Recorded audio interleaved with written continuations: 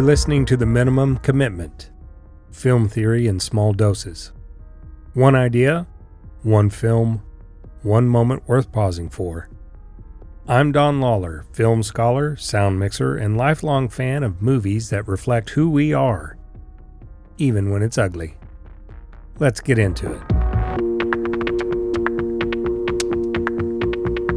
Martin Scorsese's Goodfellas isn't just one of the best gangster films ever made. It's one of the sharpest dissections of masculinity ever put on screen. At first, the film pulls you in. The suits, the cash, the cars, the confidence, and Henry Hill narrating his rise with effortless swagger. For a while, you want what he wants. Respect, status, fear. But it doesn't last.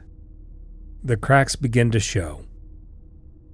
Behind all that flash is a world built on insecurity. Violence keeps it running, and paranoia keeps it together. What looks like power is actually fear, layered under aggression. And loyalty? Well, that's just survival instinct in a tailored suit. What Goodfellas exposes is that this world isn't anchored in real violence. It's performative violence. These men are always performing toughness. They posture, they escalate, they don't talk things out, they explode. Joe Pesci's character Tommy is the clearest example. His violence isn't practical, it's theatrical. It's a way to prove dominance, to cover up fragility. Even a joke becomes dangerous if it bruises his pride. There's no room for embarrassment. You have to react. You have to be feared, or you might be next. Henry Hill plays the same game.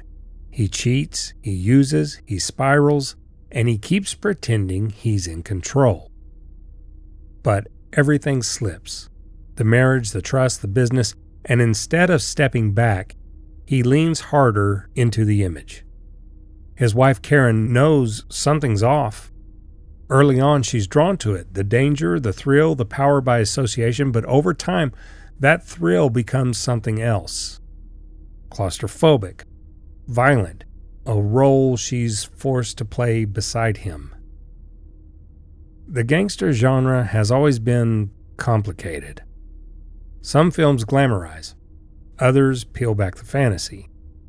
The Godfather shows a world of rules and tradition. Scarface leans into ambition until it explodes, but Goodfellas?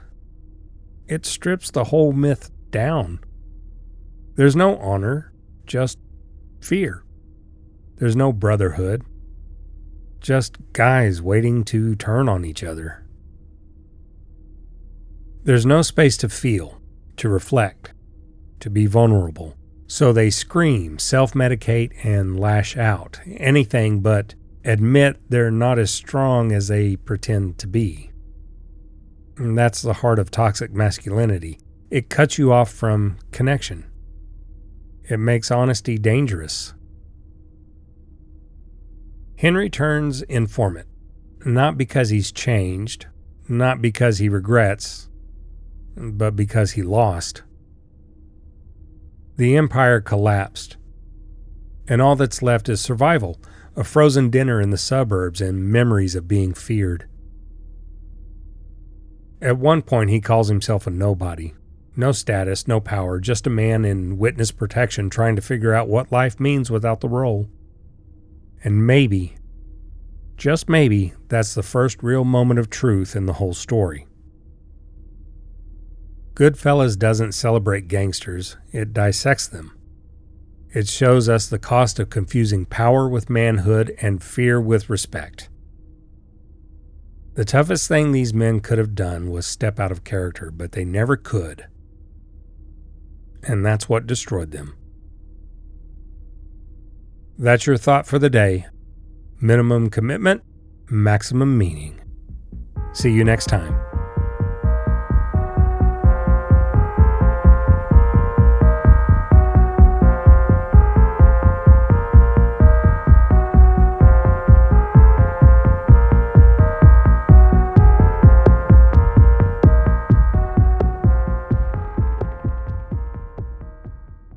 The Minimum Commitment is produced, recorded, and edited by Don Lawler.